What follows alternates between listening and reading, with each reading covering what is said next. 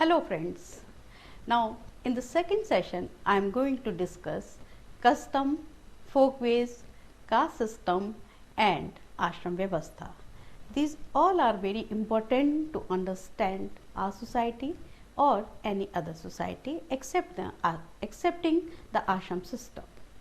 Now customs are generally referred to as traditional practices that are followed by the people of a section of society or by the society at large and make up the foundation structure of a society. Indian society has diverse customs and traditions, and they usually bring out the distinctiveness of Indian people. These customs are an outcome of the cultural metrics which are followed by the people.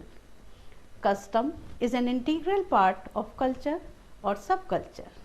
K.M. Panikkar defines culture as the complex of ideas, conceptions, developed qualities and organized relationships and courtesies that exist generally in a society.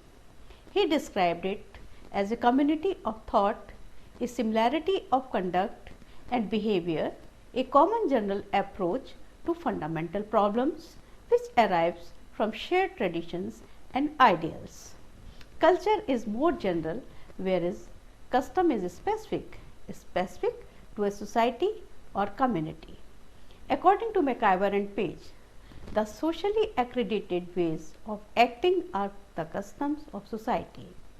According to Kingsley Davis, custom refers primarily to practices that have often been repeated by multitude of generation practices that tend to be followed simply because that they have been followed in the past. Now, you must have understood what customs are. Customs are the general patterns of our behavior which are transferred from one generation to the other. Now, nature of customs. Basic nature of custom is that custom is a social phenomenon. Why it is a social phenomenon? Because customs are created when there is society. It is an outcome of interaction of people. Customs are the oft repeated practices of the people. They represent the routine acts of daily life of the people. Customs are created by the groups, associations, communities and institutions. They are considered to be conducive for the integration of society. As you must have heard that people say that it is customary in our society to do this or to do that. Then customs are followed unconsciously. As McIver and Page have pointed out, we conform to the customs of our society in a sense unconsciously, that not consciously but still unconsciously also we practice or we follow certain customs because it becomes integral part of our personality. During the socialization process, during the training process, we learn certain customs. This is because they are a strongly embedded part of our group life. We are trained from our infancy to behave in a customary way.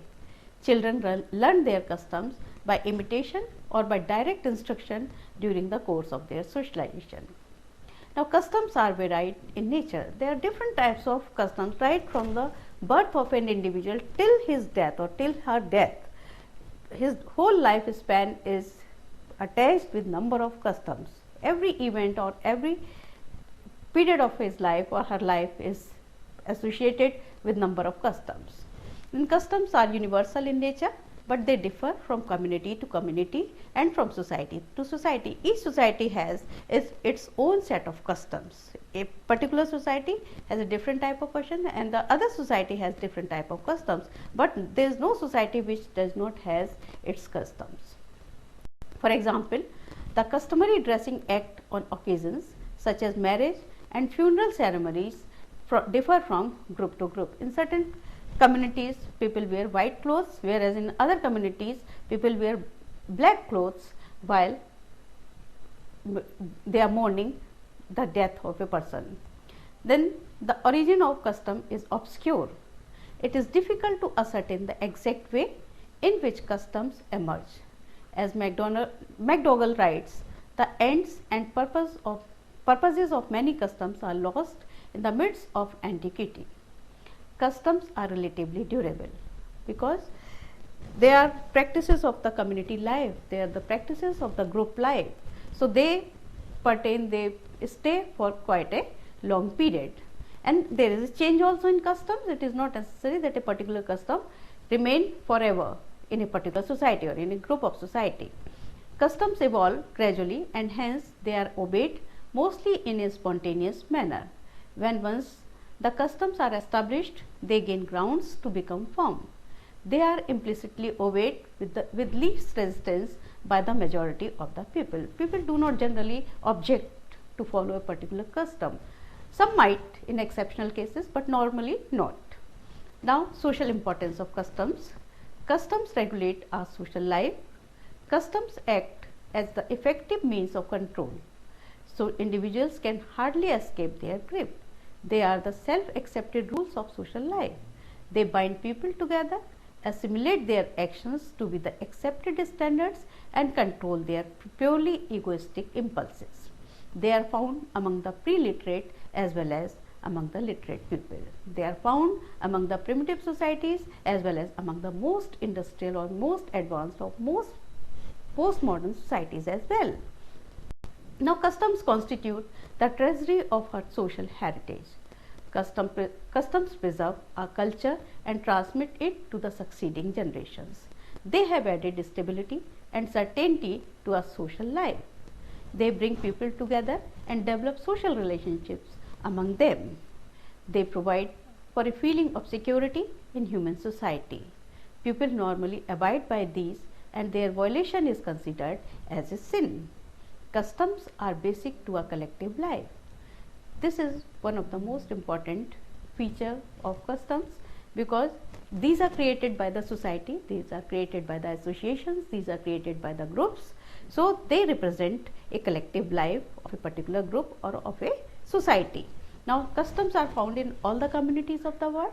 They are more influential and dominant in the primitive society than in the modern society because modern society is advanced society. So, modern society is based more on logic and rational as compared to the primitive society. As Malinowski writes in the context of the study of Probrient Islander that a strict adherence to customs is the main rule of conduct among our natives because Malinowski conducted his field work in Probrient Islanders. There he found that that society or Probrient Islanders were more bound by the customs. Now, next feature is customs support law because there is evolution of law. So, law have evolved from the customs. Customs when practiced for a longer period, then it becomes traditions. Now, customs also provide the solid foundation for the formulation and establishment of law. Customs become laws when the state enforces them as rules binding on citizens. Laws divorced from customs is bound to become artificial because custom have social sanction and law again has social sanction. So, whatever is sanctioned by the society becomes the law of the land. This happened in USA in the case of prohibition. Customs consolidate law and facilitate its practice. Customs are more complex and pertain to all aspects of human life. For example, there are customs of meeting and greeting in all societies. In Indian society, we join our hands when we meet someone, whereas in Western society, we shake our hands when we meet someone. Now, second topic is folklore. What is folklore? Like folk means people, lore means stories. Like custom, folklore is also part of culture. It includes stories, music, dance, legends, oral history, proverbs, jokes, popular beliefs, customs and so forth within a particular population comprising the traditions including oral traditions of that culture, subculture of group. It is also the set of practices through which those expressive genres are shared. The academic and usually ethnographic study of folklore is sometimes called folkloristic. The word folklore was first used by the English antiquarian William Thomas, in a letter published by the London journal Athenaeum in 1846. In common usage, there is a continuum between folklore and mythology. Smith-Thomson made a major attempt to index the motifs of both folklore and mythology, providing an outline into which new motifs can be placed and scholars can keep track of older motifs. Folkways, mores and customs represent different kinds of social norms. Social norms refer to group shared standards of behavior. What do you mean by shared standard of behavior? That means in what pattern, in what specific pattern one has to behave in a particular situation. There are standards of behaving in a classroom, there are standards of behaving in front of an elderly people, there are standards of behaving with the colleagues, with the peer groups. So, in all aspects of life, you have set patterns of behavior which is expected from an individual, that in what way you have to behave, you are supposed to behave. If you violate that pattern, that means you are violating the norms of the society, you are violating the standards of society. A social norm is a pattern setting limits on individual behavior. As I have told you that social norm is a pattern setting limits on individual behavior, that means you have certain restrictions, there are certain restrictions imposed upon you when you are in a interacting situation or when you are in a social situation. You cannot behave according to your free will. There are certain constraints upon your behavior. Then norms are the blueprints of behavior. They are the rules for social living or for social being. They determine, guide, control and also predict human behavior. Folklore, just like folkways, represent a means of social control because they control your behavior. As I have told you that you are not free to behave in any manner. There are certain restrictions, there are certain limits imposed upon your behavior when you are interacting in a particular situation. Now, genres of folklore. There are several genres of folklore. First is material culture. It includes folk art, vernacular architecture, textiles, modified mass-produced objects. Then music. Folklore originates from music as well. It includes traditional, folk and world music. Then narrative. Narrative means when you are telling something. So, legends, urban legends, fairy tales, folk tales, personal experience, narratives, etc. Then the verbal art. What is verbal art? When you communicate verbally with someone. Then it includes jokes, proverbs and word games. Then belief and religion, of course. Folk religion, it includes folk religion, ritual and mythology. Then there are foodways also, traditional cooking and customs, relationship between food and culture. These are all genres of folklore.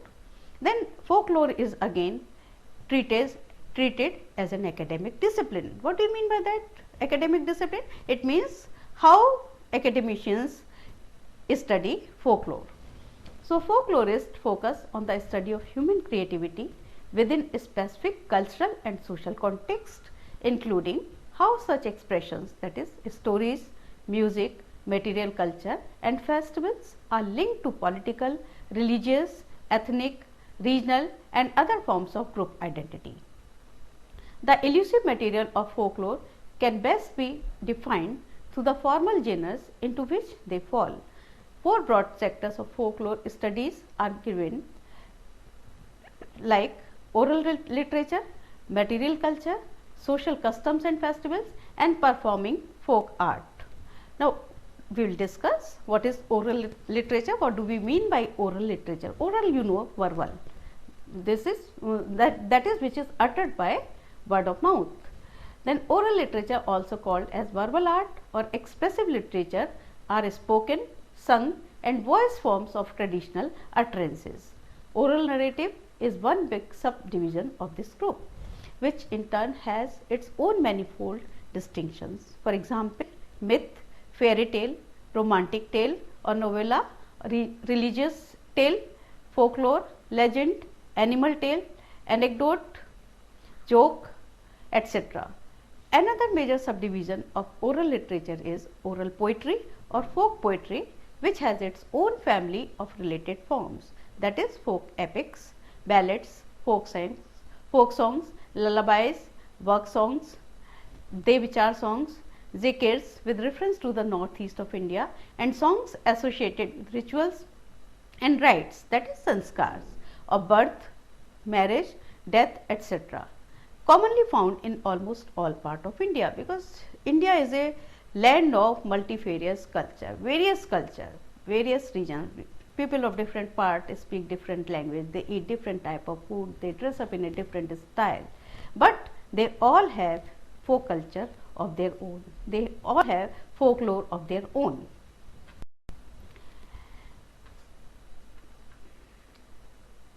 Also included in this category is the rich oral poetry connected with festive occasions, feasts and ceremonies. Proverbs embodying wisdom in pithy phrases and riddles with enigmatic question paired with a deceptive answer still function in folk or tribal societies as important devices for imparting knowledge about cultural semiotics, logical and behavioral patterns among the younger members. The folk speech embraces the local and regional turns of phrases that deviate from the standard language, which are sometimes taboo words, taboo means prohibition, or expressions from passive vocabulary. Characteristics at the level of grammar, idiom and even phonetics and nonsense sentence of such slang is difficult to pronounce because of its string of assonances. In this category, minor forms, namely beliefs or superstitions, chants, prayers, laments and cries can also be enumerated. Folklore is describable and transmissible entity. It can be described in words and it can be transmitted from one generation to other, from one group to other. Folklore can contain religious or mythic elements. It equally concerns itself sometimes with the mundane traditions of everyday life. Folklore frequently ties the practical and the esoteric into one narrative package. It has often been conflated with mythology and vice versa, because it has been assumed that any figurative story that does not pertain to the dominant belief of the time is not the same status as those of the dominant belief. Thus, Roman religion is called a myth by Christians. In that way, both myth and folklore have become catch-all terms for all figurative narratives which do not correspond with the dominant belief structure, because one group can call folklore of other as a myth, the other can call a myth the folklore of other culture. Folklore is a general term for different variation of traditional narrative. The telling of stories appears to be a cultural universal, because in all societies you will find that the grandparents or the parents, they tell stories to their children. When the child is young, when the child come to understand the things, then they narrate the stories, different types of stories. So these are all folk tales. Even the forms, folk tales are certainly similar from culture to culture, and comparative studies of themes and narrative ways have been successful in showing those relationships. Also, it is considered to be oral tale to be told for everybody. On the other hand, folklore can be used to accurately describe a figurative narrative which has so sacred or religious content. In the Jungian view, which is one method of analysis, it may need to pertain to unconscious psychological pattern, estimates or archetype of mind. This may or may not have components of the fantastic, such as magic, ethereal beings or the personification of inanimate objects. These folk tales may or may not average from a religious tradition, but nevertheless speak to deep psychological issues. The familiar folk tale Hansel and Gretel is an example of this. The manifest purpose of the folk tale may primarily be one of mundane instruction regarding forest safety, or secondary a cautionary tale about the dangers of famine to large families, but its latent meaning may evoke a strong emotional response due to widely understood themes and motives such as the terrible mother, death and atonement with the father. Now, material culture. In this spectrum of folklore, material culture or folk life responds to techniques, skills, recipes and formulas transmitted across the generations, and it is subject to the same forces of tradition and individual variations as verbal art, which is visual rather than oral. In this category can be placed folk architecture, arts and crafts, designs and decorations of the building and utensils, and performance of home industries according to traditional styles and methods. Decorative paintings embellishing the walls and entrances of rural tribal homes, having both ritualistic and aesthetic significance, is a pan-Asian phenomenon. When you go to a community or to a village or even to some urban, if you go down to south, you will find there are some paintings, there are some motifs on the wall of the entrance of the home. Although the motif of such paintings of one region or culture zone may vary from that of another, their structural unity remains the same. Some people they put Om, symbol of Om, on the door of entrance door of their home. Some people they put feng shui items on the door of their entrance of their home. So, for instance, the snake and sparrow motifs are predominant in south and east coast, and animal, tree and flower motifs are common in northern tribes. Social customs and festivals. Here the emphasis is on group interaction rather than on individual skills and performance. To the verbal and tangible elements are added group behavioral traits. Of particular importance are the rites de passage such as birth, initiation, marriage, death and similar paraphernalia.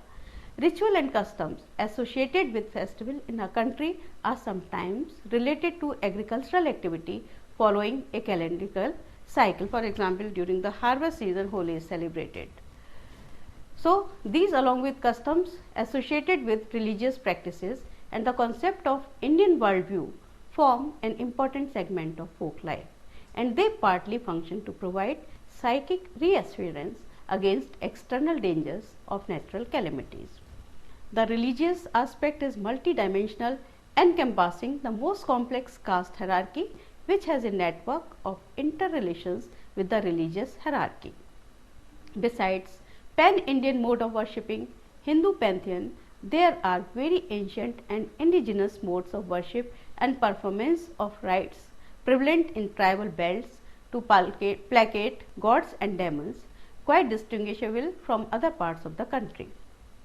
Now comes the performing art, folk art.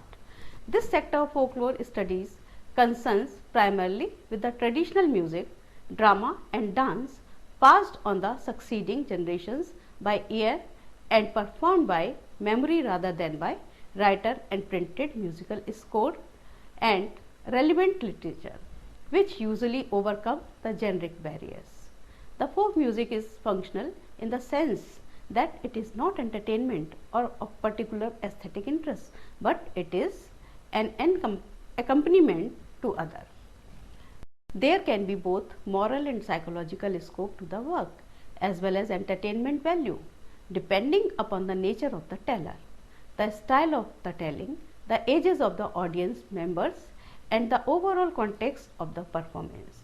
Folklorists generally resist universal interpretations of narratives and wherever possible analyze oral versions of telling in specific contexts rather than print sources, which often show the work or bias of the writer or editor. Folk literature is but a part of folklore. Customs and beliefs, ritualistic behavior, dances, folk music and other non-literary manifestations form part of the larger study of ethnology. However, these distinctions are of concern to the folklorist. The study of folklore materials was at the time being carried on under labels such as popular antiquities or popular literature. Therefore, he suggested a good section compound folklore, the lore of the people. Besides the work of brothers Grimm, particularly German philologist Jacob Grimm was published the first volume of the Kinder und Märchen Moss Marchand, Grimm's Fairy, the scholarly scientific study on folklore was initiated. The tales were the detritus of the old myths. Of course, all the American folklore-minded anthropologists experienced difficulty in employing the term folklore with a culture almost wholly oral and traditional, and they resorted to various substitutes. William Bacon, a student of Herskovits, suggested the term verbal art to denote the oral aesthetic tradition of tale, proverb, song and riddle in the culture, tearing out the supernatural belief system and the practices. He clarified the functional use of folklore in non-literate societies. In order to trace all growth of folkloristic studies, we must focus on the scholarly work done in Asia, particularly in India, before the Grimms. Fairy tale, namely Katha Sarita Sagar, Panchtantra and Jatakas. A German scholar, Theodor Banfe, even claimed in his introduction to Panchtantra that India, the seat of an ancient, highly developed civilization that had spread to Europe, was the home of the master tales subsequently found in the Grimm's collection. Along with language and mythology, these wonder tales had diffused from India to Europe in ancient and historic times along well-traversed trade routes. The famous historical geographical school known as Finnish School was highly inspired by this diffuseness theory. Some scholars in India applied the methodology of this formalistic discipline in their studies, while Banfe's theory gave support to mythological perspective. However, European scholars with strong colonial convictions, including famous Indologists, historians and anthropologists who believe in gradually converting India and bringing in within the Greek-Roman Semitic culture zone, discarded the diffusionist approach and advocated theories that were polygenetic in nature. Anthropologists of the School of Cambridge University converged on the central idea of myth-ritual origin of folklore on the basis of comparative study of Sir James George Fraser, who has written the famous book, but I must say most famous book, The Golden Bough. In their view, mythic narrative accompanied and explained a sacrificial fertility ritual among the heathens. In course of time, the myth became separated from the rite and floats independently in oral tradition to splinter into magic tales, popular ballads, nursery rhymes and other folklore genres. Partly as a result of the Romantic movement in literature and partly due to the interest in primitivism and the common folk, the recording of all sorts of songs and oral tales has been phenomenal since about 1800. Scholars have propounded many theories about the origin, development, spread and structure of folklore through the world in the last 150 years. Beside comparative mythology developed by Max Muller on his publication of translated version from the Sanskrit sacred books of the East, evolutionary theory of culture and devolutionary theory of folklore, which emerged in a hypothesis put forward by Theodor Banfe and several other schools also engaged themselves in the studies and interpretation of folklore. To name a few, first was mythological school, then the migrational Banfe's school, then third was anthropological school, fourth was historical geographical school, that is also known as Finnish school, and psychoanalytical school, structural school. It had two parts, syngrammatic, that is Proff's morphological school, and paradigmatic Levi-Straussian school. The next is Thomsonian concept of motive, that is classificatory analysis tale types, then functional school, then historical reconstructional theory, then ideological theory, then oral formulatic theory, then cross-cultural theory, then folk cultural theory, mass cultural theory, contextual theory, hemispheric theory. We need not to go into details of all these theories. This is just for the reference of you people, that you should have some idea that how many schools and how many theories have been propounded to explain, to analyze folklore. The writers and lyricists have always used themes taken from oral legend and folk songs, and in turn have themselves affected the traditions.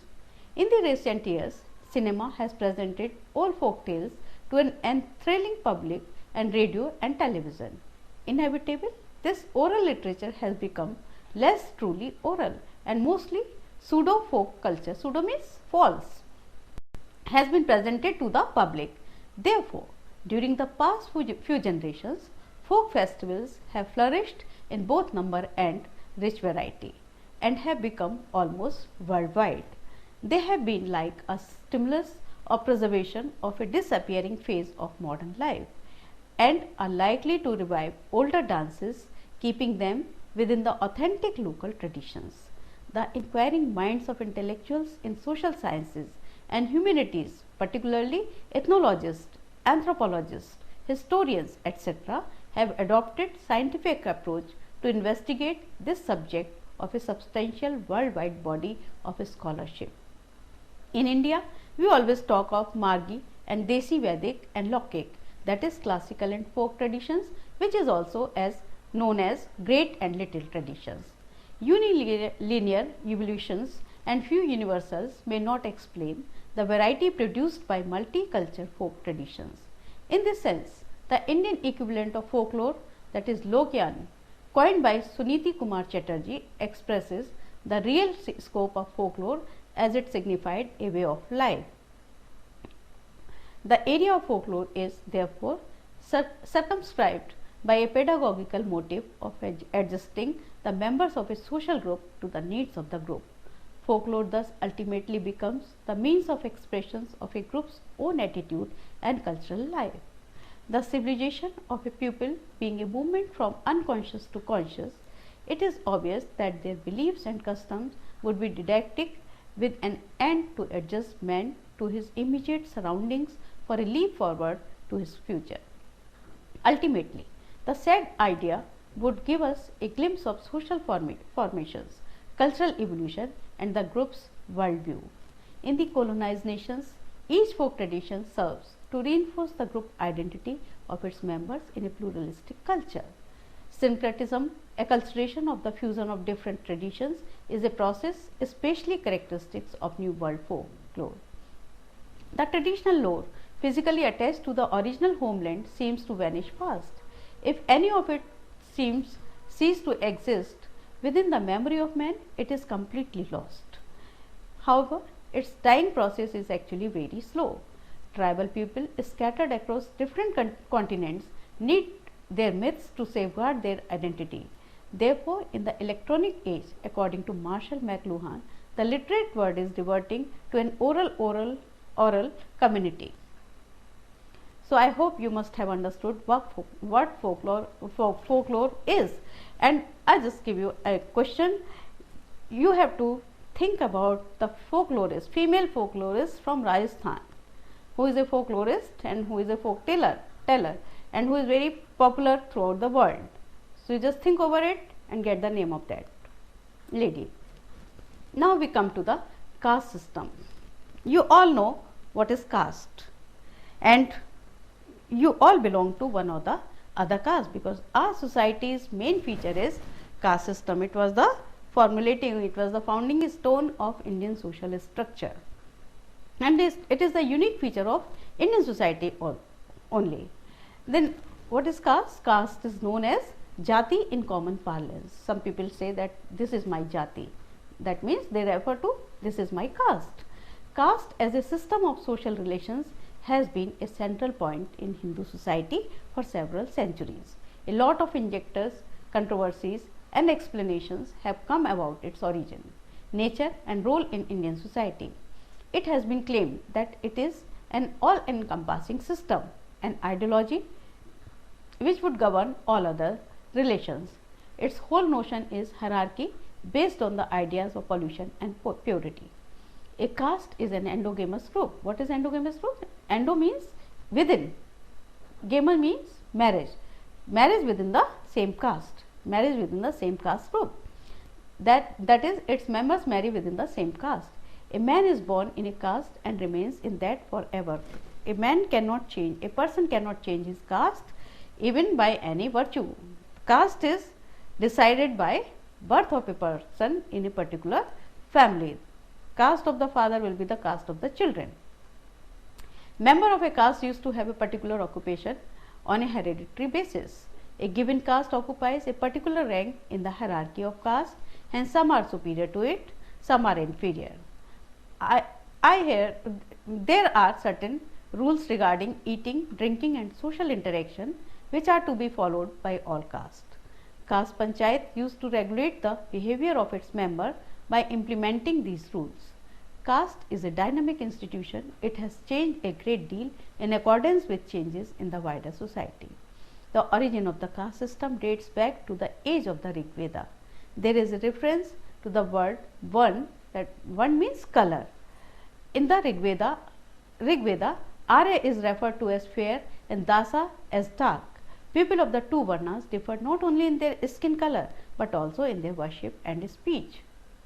Thus, the difference between both social and cultural, Brahmins, Rajnayas, that is Kshatriya, and Vaishya as constituted the Aryavarna succeeded, and the second were non-Aryans made up of Das Varna. The Purush Sukt, a part of the Rig Veda, states that the Brahmins, Rajnayas, Vaishyas and Shudras sprang up from the mouth, arms, thighs and feet of the Purush, that is God. Later on, these became classes. However, there is no reference to the classes becoming hereditary. Classes were merely functional. The priest and the warrior occupied positions above the Vaishya and the Shudra, but they were neither hereditary positions nor exclusive ones. There was interchange of duties, also interclass marriages prevailed. The ban on eating food cooked by Shudras did not exist.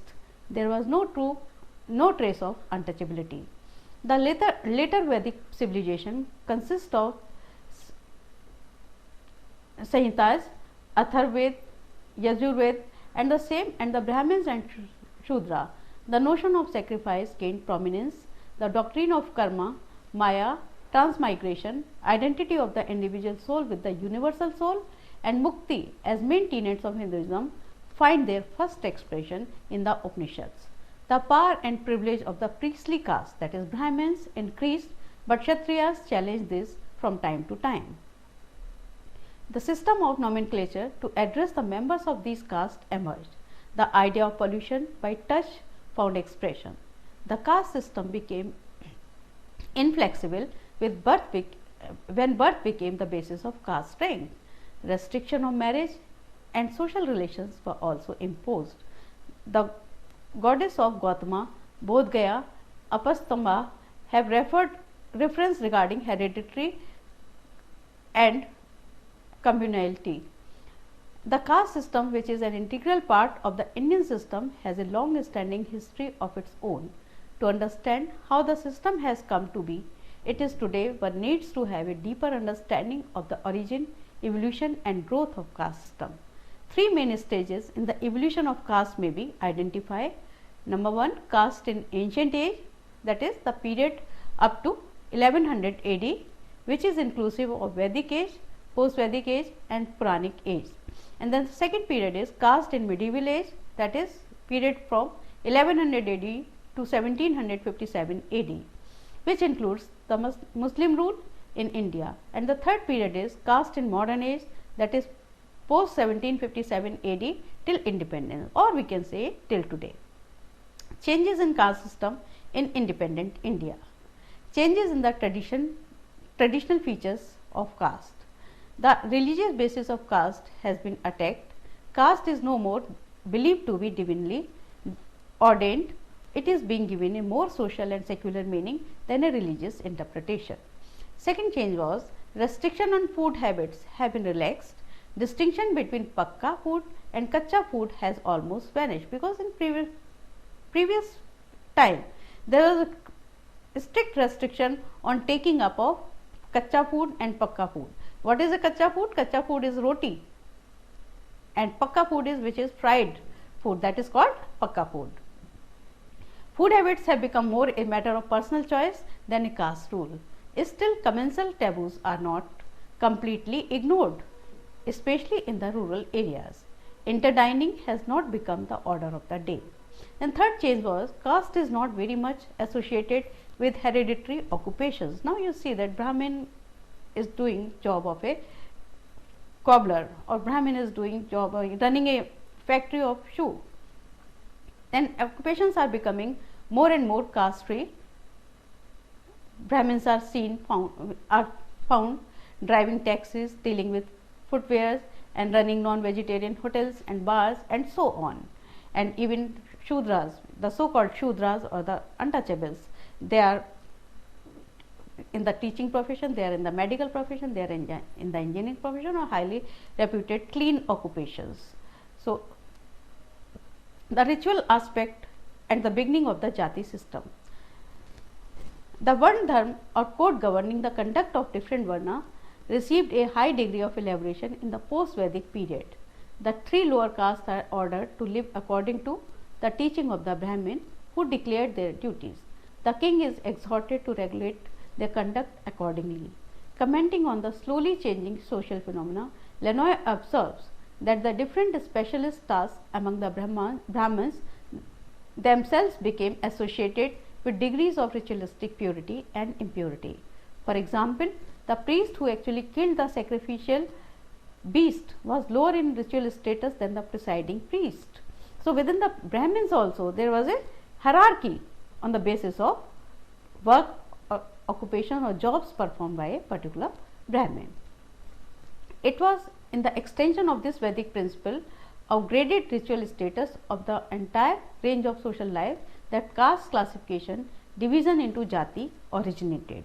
He further points out that there appears to be two interacting movements, the Brahmin gradation of purity and impurity, eventually resulting in Jati classification, and a second gradation, residual or evolving among groups excluded from the Brahminical rites. Then there were certain groups who were not allowed to perform Brahminical rites. What may have occurred is a defensive reaction on the part of the Aryan rules. Massively outnumbered of social divisions were incorporated into the emergent pure-impure opposition. The trend would have been given added impetus by the increasing occupational differentiation. While the determining principle remained the pure-impure opposition, and power was differentiated from status, changes in the means of production and association of occupation with purity and pollution demanded the extension of a social ranking which accorded with both criteria. Castes were therefore a device for coming to terms with the other in a holistic system, the Varna and the Jati. So there is a difference between Varna and Jati. Originally when the Aryan came, they created Varna. That one means selection of an occupation to select, and it also referred to color of the skin. The Vedic system theory of the Varna system is the textual reference of the Indian social organization in which subtle balance was maintained between the Brahmin, Kshatriya, Vaishya and Shudra. Because this hierarchy or the system of stratification based on caste was created for society to run in an integrated and holistic manner. There was no intention, there was no bad intention to exploit a particular group or not to exploit the other group. The caste system is apparently linked with the Varna, but is so different from it. The two are often confused and are taken to mean the same, whereas they are not the same, they are different. The Jati system is an empirical order verifiable by direct observation of caste ranking and other familiar distinctions. The Jati system is not uniform, it varies from region to region. Whatever the nature of ranking, the consideration of pure and impure remains the sole common basis of the Jati system, because whether you go to South India or to go to Northeast, or you go to North India or you to go West India, you will find caste system. But basic concept is there is one group which is treated as untouchable and the other as the upper caste, or the pure. Concept of purity and pollution is attached with the caste system.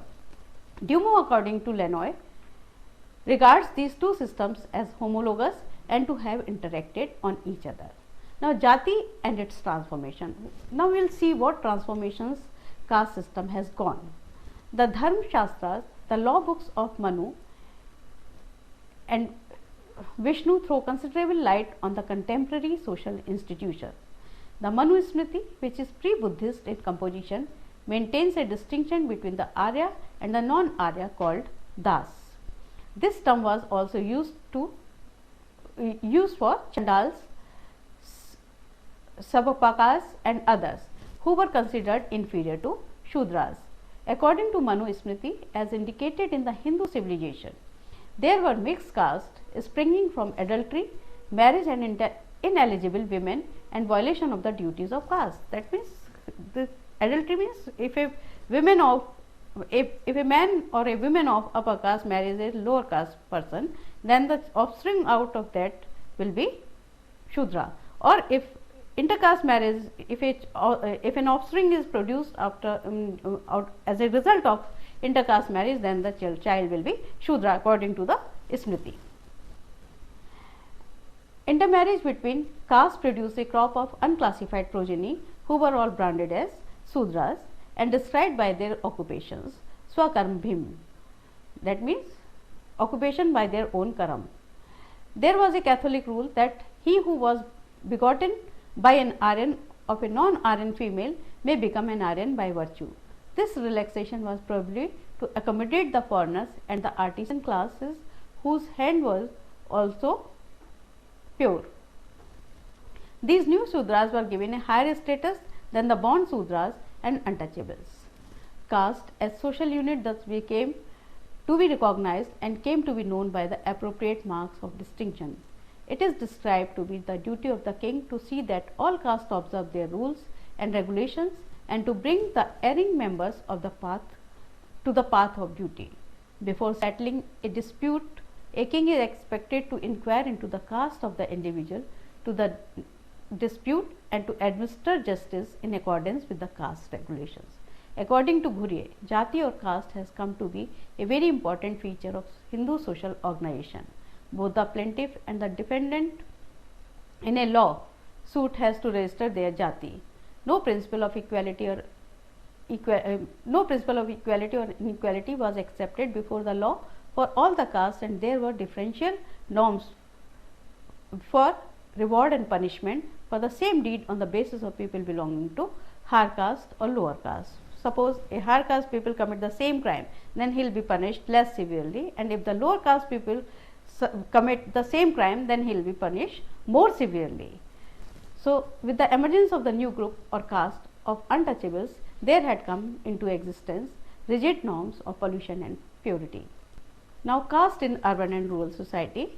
In the urban society too, caste differentiation during this period became rigid. The orthodox avoided not only the new settlers but also the converts as well, for consideration of personal hygiene and pollution, as it indicated by the use of the word mlech for the new settlers. Within the structured society, the caste barrier too became rigid as a safety cover against the conversion to Islam. Successively, however, these laws was there was the change in the attitude and the word mlech went out of use. The expediency of social intercourse later did bring the people closer, and the belief in chhut chat, that is untouchable purity and pollution, got relaxed, but the caste rigidities did not. The hands of the power that was could not reach the village except in so far as the collection of revenue was concerned. Conversions to Islam in the villages, except in those which were closer to the town, was not possible. The villages therefore in general retained their socio-economic structure. In most of the rural India,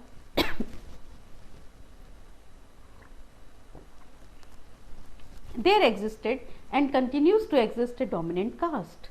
It had to have three characteristics. What is a dominant caste? Caste that has hold over the village. So, what are the features of a dominant caste? It should have maximum portion of ownership of the village land. Then the landowner should be of higher caste, or it can be of any other caste. Then they should be numerically strong. Their number in the village should be large as compared to the other caste. So, then if a caste fulfills all these characteristics, then the caste will be dominant in that particular village. It is not necessary that a particular caste which is dominant in a particular village is also dominant in other village.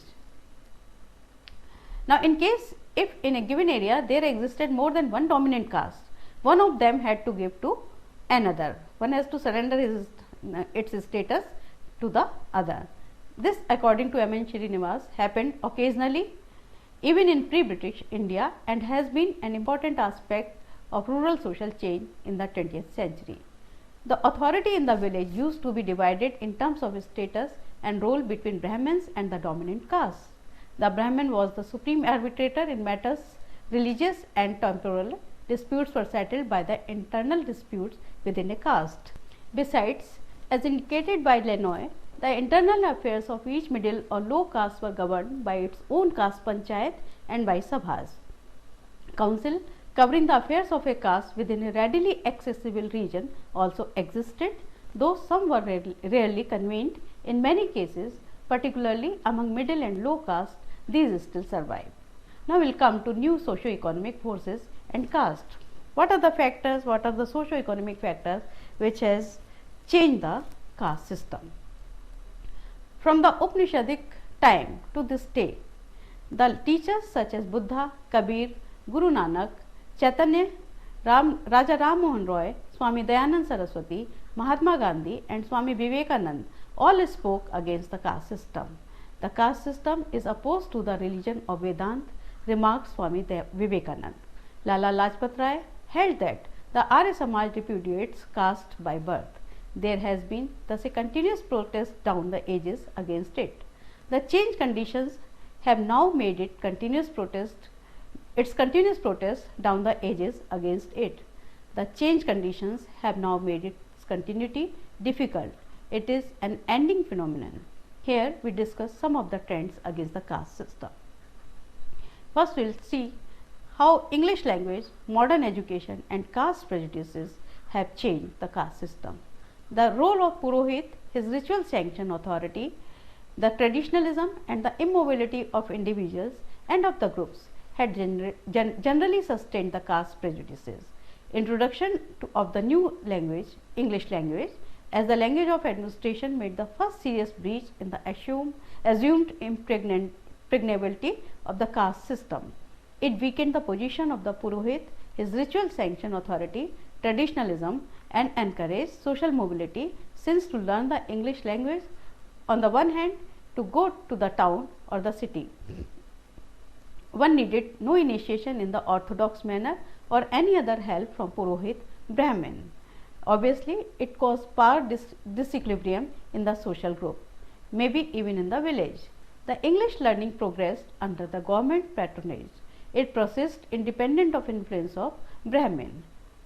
Those who got the benefit of this education secured the position of prestige available to them in the village in the form of jobs in the administration.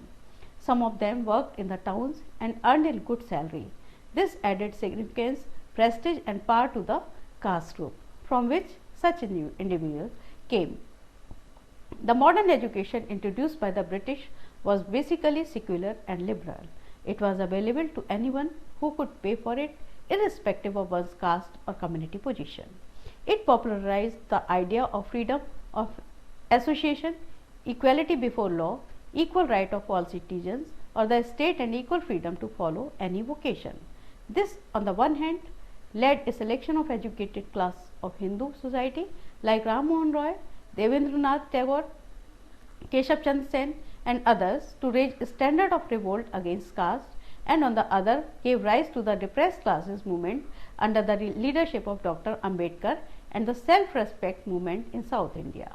Now, caste-stabilizing factors. Our society represents a panoramic view of the play of history. We have amongst us the primitive tribes and progressive communities, the custom and practices of unknown antiquity, and also a long tradition of resentment against them.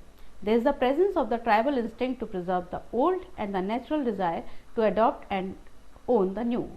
We are a pluralistic society with much pluralism at every level of our social order. We are a structural society with many not within the social structure, and with the structured society there are insular caste-minded groups who do not seem to take into account the changes that influences the community. We are also a society of contradictions. There are primitive practices which everybody talks of eradicating, yet all along these are accommodated. There is the recognized uneasiness against the caste at all levels, and yet in all our social thinking. It has not lost its dominance. We are instinctively and constitutionally a proclaimed secular society. Yet there is a commission to look after the interest of the religious minorities. We are a society, yet one of the least integrated. Pandit Nehru well compared society to palimpsest, an ancient manuscript written upon over and over again without the preceding traces having been removed. Much of the past hinders our progress. Some undoubtedly we cannot give up, but indiscriminate loyalty to anything cannot be helpful. We are instinctively and constitutionally a proclaimed secular society, yet there is a commission to look after the interest of the religious minorities. One ashram dharma, purusharth and the system of sanskar imparted individuals and social discipline, inculcated tradition and culture, and helped in acculturation. The one system, in terms of the twice born concept, insisted on a certain cultural standard which others in the structured societies were expected to follow. It did not visualize that closed society as we see it now. The internalization of norms and values was effected on the one hand by ashram system and on the other by performance of the sanskar. The role of Brahmin Purohit in this way similarly was significant. On the one hand, he opened up the interior of the other, he stimulated the culturalization of the detribalized. The Jati system, as indicated before, developed in response to changing social conditions. They gave flexibility to the social order and brought all people within its fold. They gave to the country the basic cultural unity that tripped over with the passage of time on the men living in the hills or on the mountains' height, on the plains or in the fastness of jungles. This cultural cohesiveness, the Indianness, withstood the dynamic rivalry, foreign invasion and proselytism by the fanatics.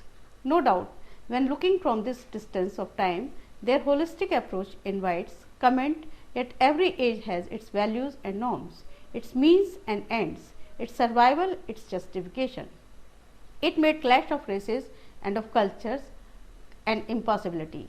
The manner they used the concepts of swadharma, that is personal moral conduct, and varna dharma to bring about the integration in the interest of Sanatan Dharma is simply inspiring. It not only integrated the pupils at various levels of culture, but also set out the pathways for others to join. This way, the variation in little traditions got affiliated and attached to the great tradition. One helped the other to grow stronger and stronger. By the beginning of the 8th century AD, the society was again the crucible. The political India had broken up and the society was in disruption. Brahmin had lost the intellectual leadership, priestism had become dominant, and the caste rigidities had compartmentalized the society and killed the community sense. The Turks, Afghans and Mughals in succession gained political ascendancy while retaining their strong sense of belongingness to the Islamic West. They followed the policy of Darul Islam, imposed Sharia on the people, effected conversions to Islam, which in consequence developed situation extremely unusual, like of which the society had never confronted before. Caste system failed for the first time to bring these people within the social fold. The society got divided as we have indicated above. The settlers thus remained outside the structured society. Indian Muslims, bewildered and confused, successively worked out new adjustment. When all is said, truth in the Indian Islam says there seemed to be little doubt that Hinduism was wrought a far greater change in Islam than Islam has wrought in Hinduism. It got in more ways than localized as it has got elsewhere. Indian Islam assumed a form much different from the Islam beyond the frontiers of a country. That of course, though natural, is not always appreciated and emphasized. The discouraging factor in bringing about the sociological homogeneity was not religion, as it is commonly believed, as at higher level there is broad agreement between Hinduism and Islam. The Sufi persuasions, especially of the Chisti order and the teachings of the Bhaktis such as Chaitanya, Kabir and Nanak made a deep impact on the common people. Now, social mobility. Social mobility with reference to one mobility. One was open, caste was closed. Closed means that one cannot change the caste. If a person is born in a particular caste, then till his death he or she will remain in the same caste. Whereas one is open, one can change the one. One is the selection of the occupation also. So, one's ashram dharma was the social structure. Based on this understanding, the social mobility is a social necessity. This pluralistic arrangement was expected to facilitate the social mobility of individual or of a group on the one basis, which meant choosing one's vocation according to one's qualification. It was open also to people outside the structured system who had to brought within the social order. There was thus a twofold social mobility, the internal and external, from lower to the higher Varna and from non-Varna order to the one order. It was obviously expected to be a continuous process. The arranged sublime hierarchy or Varna was well conditioned. It was initiated with the promise of equal status for all. While all may be equal, the less equal had the opportunity to try for more equality. While the Brahmins within the hierarchy were recognized as the dharma knowing, those who studied and teach and the sacred lore are the human gods, were yet challenged from time to time. There were declarations to the effect that the Kshatriya were no superior and that the priest was only a follower of the king. Jainism and Buddhism may be religious revolts against the Brahminical ritualism, yet these were also the social revolts. Both of these movements were led by men from Kshatriya Varna. They had the support of the Vaishyas, the trader. Now, detribalization. The process of detribalization was coextensive with the development of the structural society. It gained momentum during the Magad period and Mauryan period. It may have been more at some time that an all India movement. The process began by merely insisting on personal moral conduct, the Swadharma, on the social ethical system, the ethical system of the one dharma, and on the submission to the eternal and the universal, the Sanatan Dharma. The Brahminical insistence was on a structure in the interest of totality and not on the acceptance of a particular ritualism. The purpose was not to convert but to assimilate. In the process, therefore, several tribal practices and rituals came to be part of religious order by holistic Brahmin section at every stage. Now, we will come to Ashram Vyavastha. Ashram Vyavastha was a system in which an individual's whole life span was divided into 4 sections, into 4 stages, which were meant for integration of the society, for the solidarity of the society, and this represented traditional Hindu social organization. So, traditional Hindu social organization is based on one ashram dharma and the purusharth. The Indological approach to the Indian society directly brings us to analyze and to understand the one ashram dharma and the purusharth system, which is the foundation of our social order. It deals with individuals and society in all its comprehensiveness. Compartmental approach to matters social, temporal and spiritual was not favored for their very interconnectedness. One is a functional class and no class existed by itself, but one class could exploit another, and this possibly the one system completely eliminated. It also eliminated the possibility of the class struggle, that an individual as the constituent of social whole must contribute his best to its recognized and is assured by the ashram. But his role as the constituent of the whole is not the end of his doings. He is not just to be sacrificed for the social order. He must have also his inner fulfillment, the way to its own by Purusharth. The Purush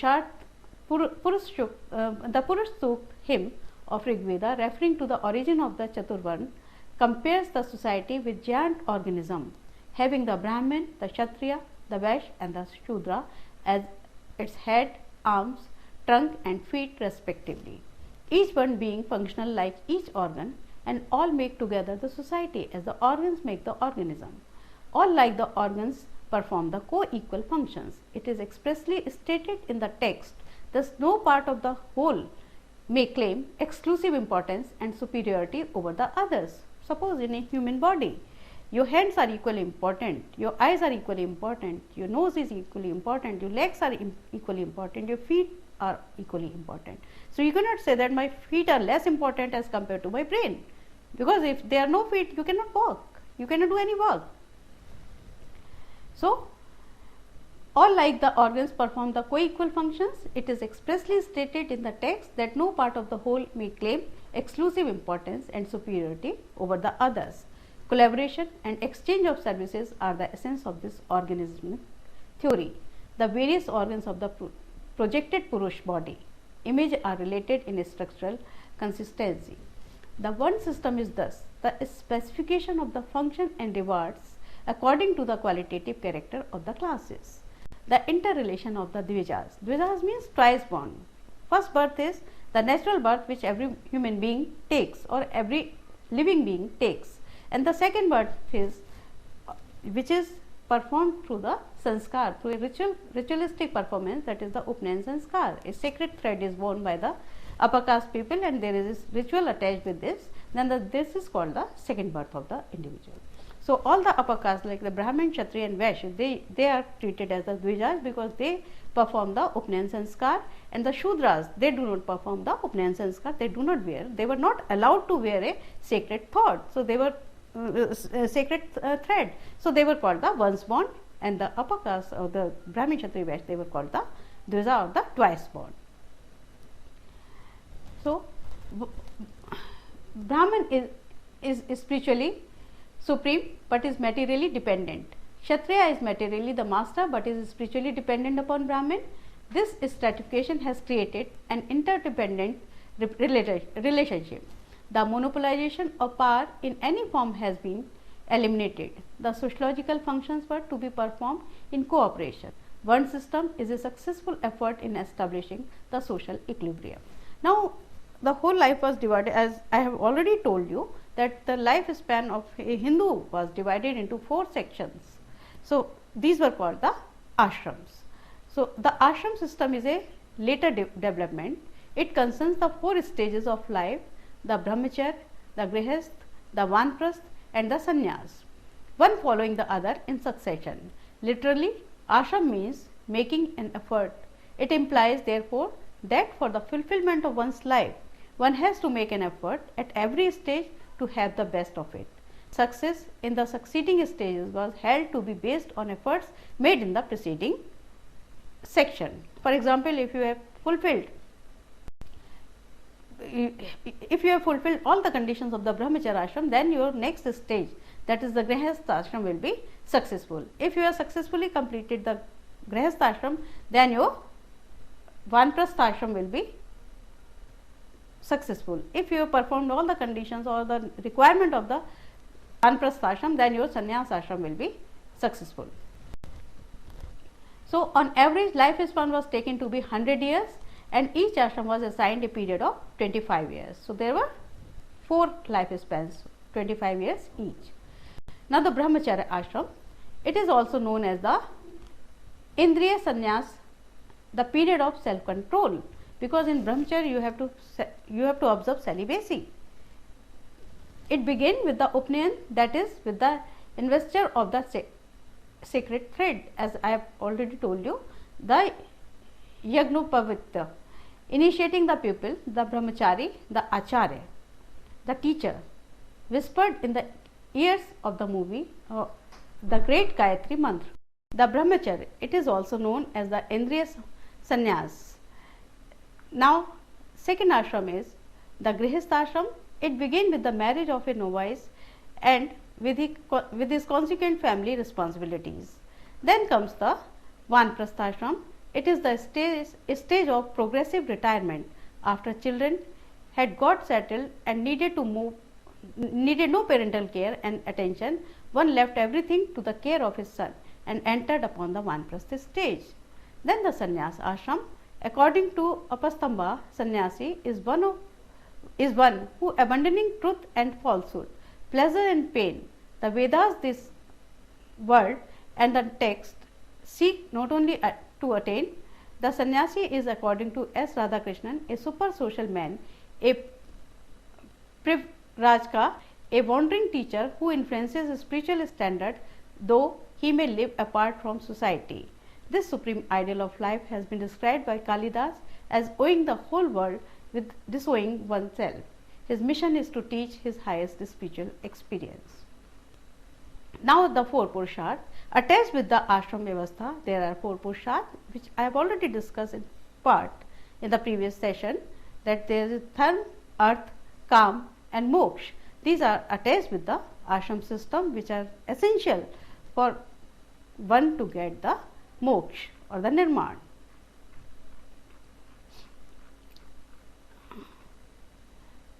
Now ashram as a place and as a way of life. Ashram identify, it refers to what it means, a way of life of a Hindu person. Ancient Indian literature reveals two meanings of two terms ashram. The first is that of a residence where holy people live and perform religious austerities. When it refers to such a residence, the term is commonly translated as hermitage. This is by far its most common meaning. It is so used in Brahminical, Buddhist and Jain literary sources, as well as in what might be called non-religious texts, such as drama, poetry and fables. The second meaning of the term is that of a religious or holy way of life. The latter is, in all likelihood, a technical usage, as it occurs exclusively in Brahminical literature and mainly within the context of the ashram system. Although there appears to be a scholarly consensus that ashram refers to a place or a mode of life associated with religious exertion, there is a minority opinion which takes ashram to mean a place of rest. Under this hypothesis, the prefix a would have to be constituted as a strong vowel grade vriddhi of the privative prefix a shrama. Moreover, we have to be taken in its first meaning, namely fatigue, which has no religious connotation. According to this hypothesis, therefore, ashram is derived from a shrama, lack of fatigue. The Ramayana appears to support this derivation when it calls the hermitage, that is ashram, of the Saptujanaha sages a place that destroys fatigue. In all likelihood, however, the poet is here only attempting to draw a picture of one aspect of a hermitage, the peace and quiet of its surrounding and inhabitants, by the use of what we can call it phonetic etymology, a frequent practice in Indian literature, often amounting to nothing more than a play on the phonetic similarity between words. So, ashram system as a social institution. What is a social institution? Institutions guides are the guidelines of our behavior in society. Then Aram stem was meant for regulating the lifespan of a person. Originally, the four ashrams were treated as four legitimate modes of life open to adult male. In the classical formulation, the system became prescriptive. Prescriptive is how you have to behave, how you have to live your life. It was associated with the performance of sacraments. It was desirable for an adult male to follow it. In the later Hinduism, the ashram system assumed the function of regulating the life of individual members of society, and in this way it became a social institution. So, children, we have covered in this session four topics like the custom, folklore, caste system and ashram vyavastha. So, after going through this session or after having heard this session, you may be better able to understand Indian society, particularly traditional Indian society, and how it has come to change. What changes have taken place in the ashram system, how many people are following this ashram system, how many people are performing all these acts or sacraments, and what changes are taking place in our society, or you can compare our society with other societies as well. Thank you very much.